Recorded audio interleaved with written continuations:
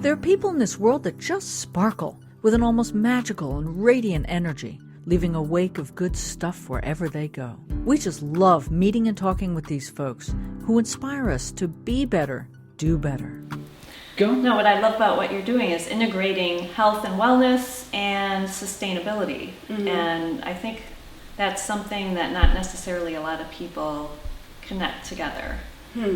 And how did you end up starting to do that? Well, it's so funny how we, sometimes our pinky or our toe will hurt and we're wondering how that's connected to the shoulder.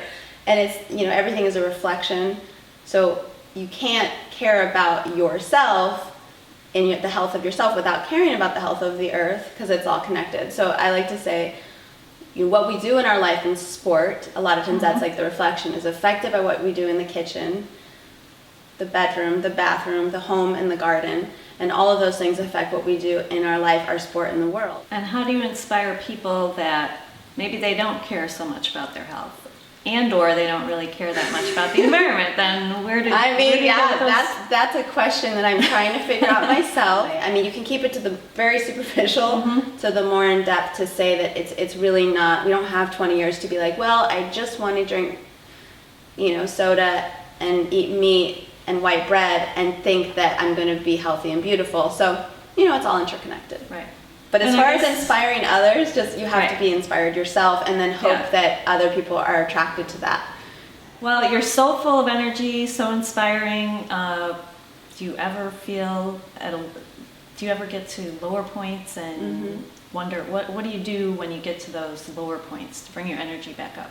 Or are you always so Oh my God, yeah. I mean, anyone who is a teacher in any way only is teaching what they need to do for themselves. So the process that anyone even thinks that I sought out to share with someone else one day is incorrect.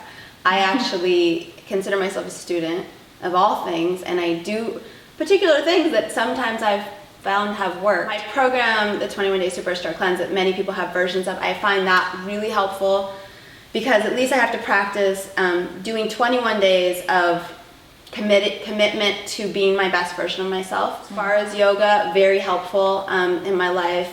As far as meditation, all of these things are keys to becoming more, whatever we focus on expands. So if we're focusing on and not creating positive behaviors, then we're just not going to know what that's like. And what does sustainability mean to you? So what is the opposite of sustaining is like, what can we do every day that will be for the long term, that will help long-term health? So when another example is like if you drink coffee, which we tend to drink a lot of in this country, every single day or multiple times a day, and your kidneys are, tweaked out and you're shaking, is that sustainable? So to realize, this body you get one of in this lifetime, and realize you have to use it while you're here. It's different than a car or a house, which you can eventually trade in, which is very expensive. Right. This is the only vehicle we have. Yeah, so what will sustain that? Right. And to start now instead of wait until it's too late, because when you've trashed it, it becomes really difficult. So, the best time to start taking care of your health and thinking of sustainability was 10 years ago, and the second best time is now. Right. Same thing with our earth. Yeah, to sustain our earth would be looking at on environmental things, educating ourselves, going, how can I be part of the solution? If we're not part of the solution, we're part of the problem. You started talking about what you're going to be doing in the front of your home, having it be an edible yard as opposed to ground cover or grass or having an environment that actually has plants and trees have a relationship with the oxygen, and it creates carbon dioxide, but also we can sequester carbon out of the air. In fact, 80% of the carbon that was once in the soil is now in the air. It's not just from the oils that we're burning, but it's actually from the soil as well. It's no longer in the soil. So really growing things and having nutrient-rich earth sequesters carbon out of the air into the plant, back into the ground. So it's a good idea to have something that you're growing, and you're going to need to water it. Right. So if you're going to water something, why not water something that you could also eat? Then you're not spending more gas getting in your car and going to your store to buy things. Now, with the drought in California, for instance, they've there used to be a law that you'd have to have a green lawn. Now even the DWP is actually paying people to take out their lawn and put something else in there. Wow. So we no longer have great. that restriction. Right. You're also getting paid if you change, you can save 75% less water if you get off the sprinkler and you get onto a drip system. So you are going to have some water, and if you have water to throw away, throw it on a plant. So instead of like throwing away your wastewater, or you're washing your hands, obviously with environmental soap and not chemicals, take that water and put it on a plant. But there will be a connection in your mind that will go, I care about you, Mother Earth. Thank you for growing not just the food for me, but beautiful flowers.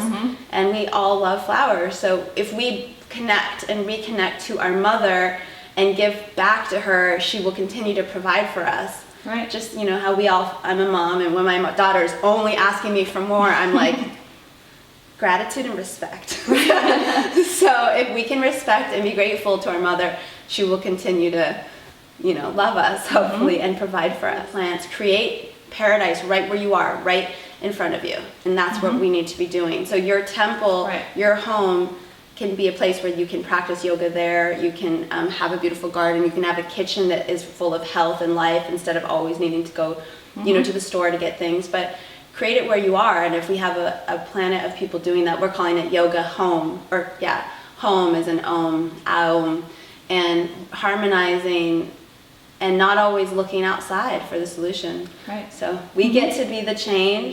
We are the ones we've been waiting for, and if not now, then when? And if not us, then who?